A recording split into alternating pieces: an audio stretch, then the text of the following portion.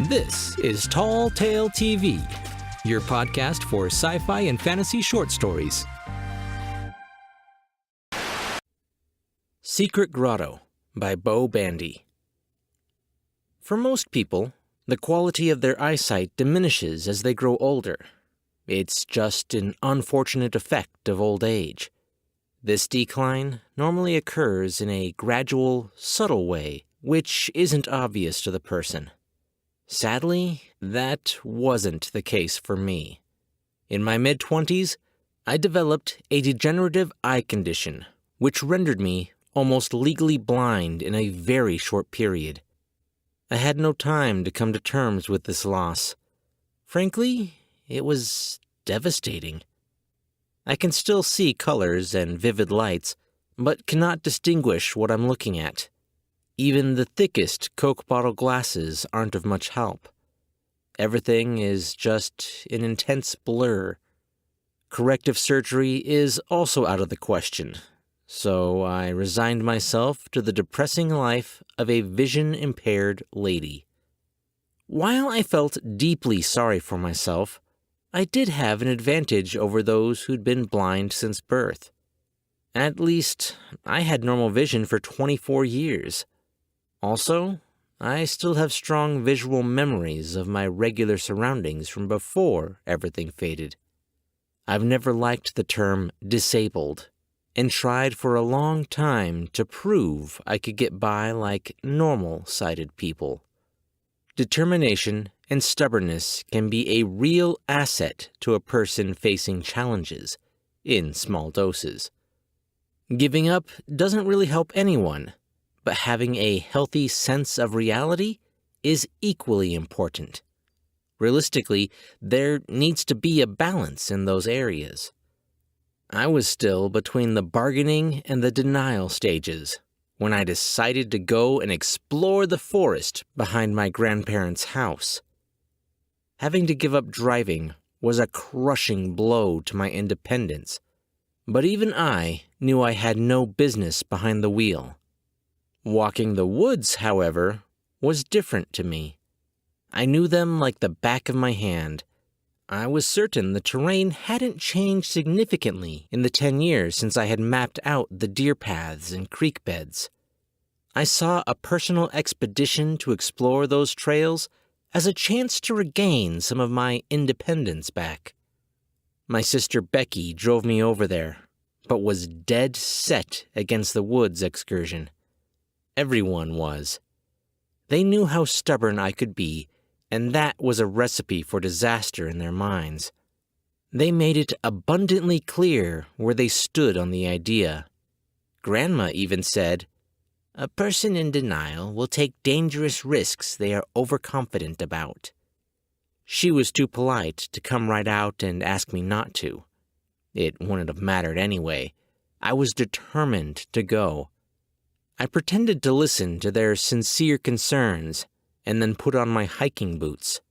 Nothing was going to deter me. I was barely past the backyard when I heard Becky unsuccessfully shadowing me. I turned around and said, "Look, I have my cell phone in my pocket. If I have trouble, I'll call you, okay? I know these woods. You know that I know them. We must have walked them 100 times as kids. I'm going to the secret grotto. Please, let me do this. For me?" Once she realized I could hear her noisily trampling the brush behind me, she dropped the pretense and gave up. I guess I finally got through to her. She didn't even bother trying to talk me out of it anymore after that. She just turned around and let me be. At last, I was on my own. I must admit I had a few missteps and stumbles along the way. There are natural landmarks I intended to use as a guide, but my navigation skills were mostly based on line of sight, something I couldn't count on anymore, with a foggy 2-foot visual range. My concept of space between those landmarks was skewed a bit too.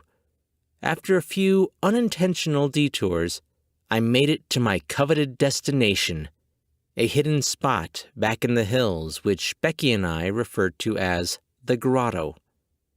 The place was so secluded that we only discovered it ourselves by trial and error. The two of us spent many happy times there playing as kids. I had such great memories of it that I thought making the trek one last time would help relive the nostalgia. It was grown up a bit from what I could tell since our last teenage jaunt. Of course, Becky and I kept the foliage trampled down when we frequented it. Now, it was covered with vines, saplings, and overgrown bushes. I still managed to feel my way into the familiar opening. From memory, I made my way over against one of the sides of the cave. As kids, we rarely went in very far because we didn't have a flashlight.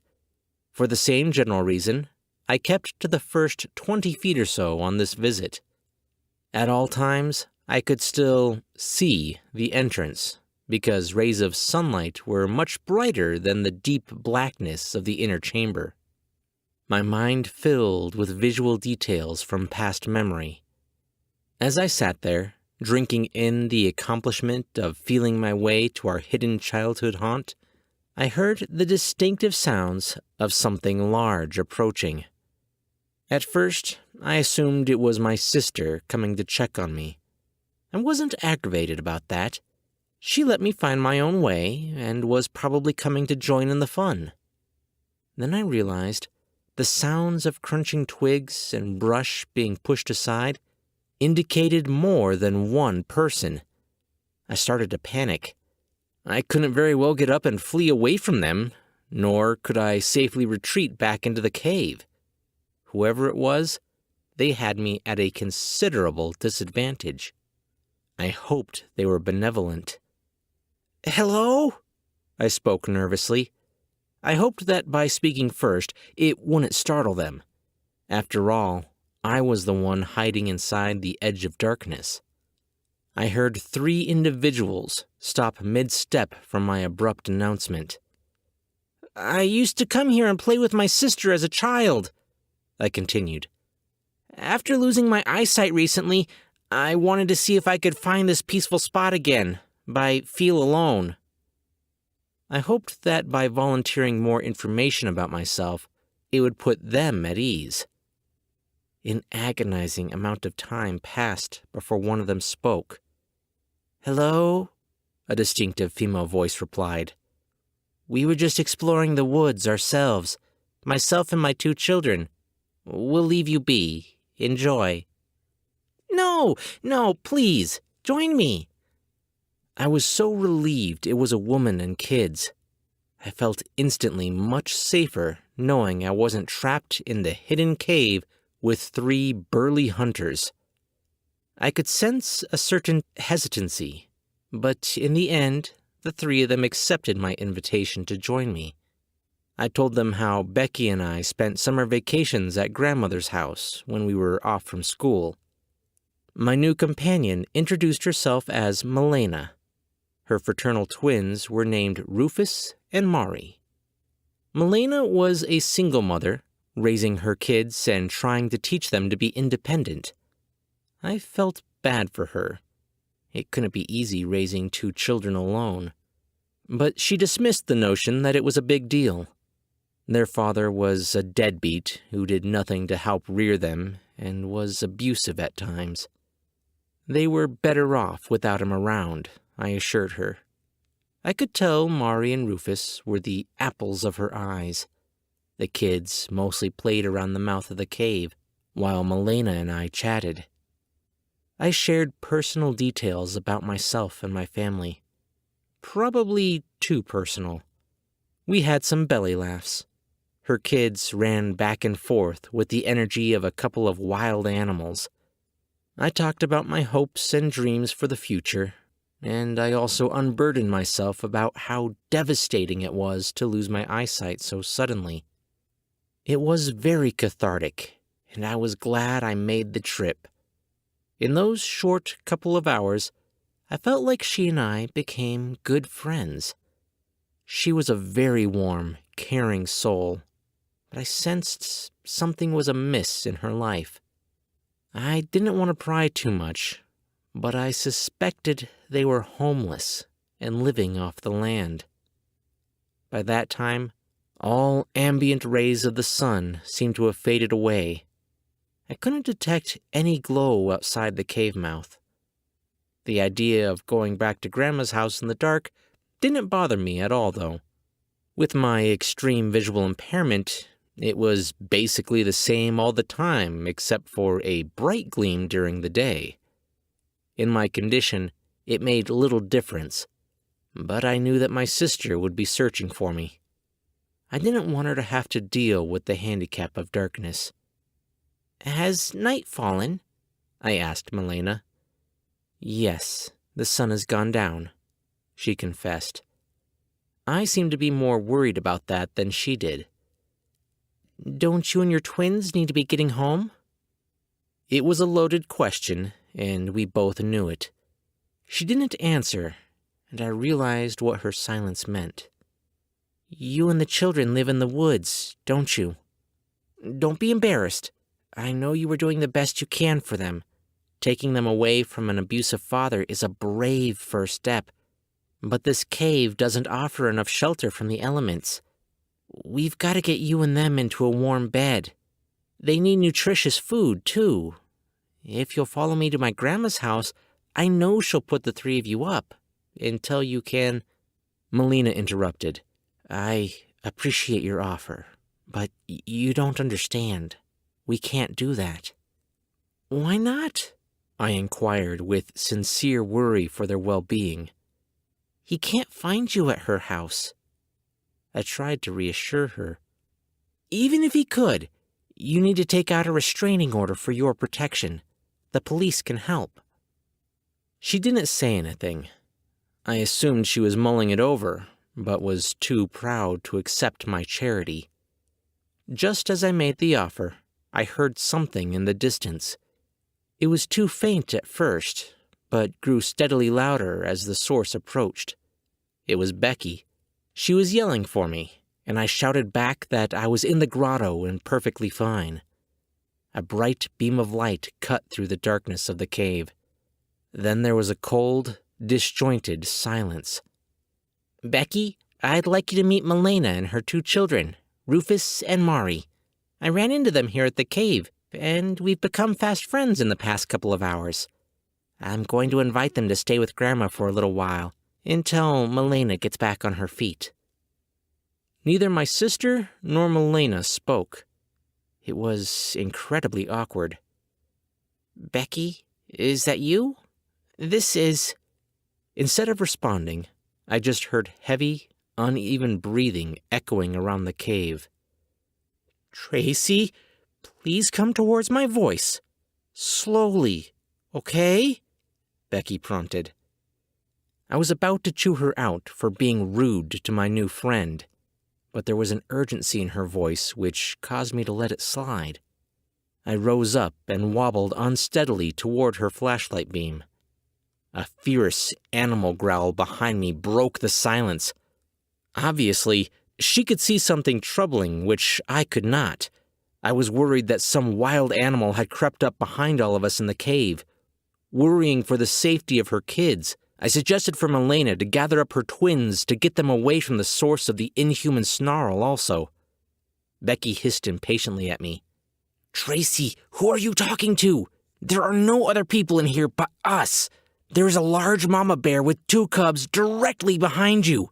They have piercing red eyes and look very hungry. We need to exit the den and hope they don't attack us." I held up my hand and fanned the air until she grabbed it. We slowly backed out of the grotto and crept away as fast as we could. The two of us didn't breathe a sigh of relief until we bolted the barrel lock on Grandma's front door. I'm not sure Becky believes me about the intimate, supernatural conversation I had with Milena and her cubs. Why would anyone? It sounds like the ranting of a lunatic, but I swear it actually happened. Honestly, I feel like they wouldn't have harmed either of us, but I guess we'll never know the truth for sure. Regardless, I hope they remain safe in the grotto.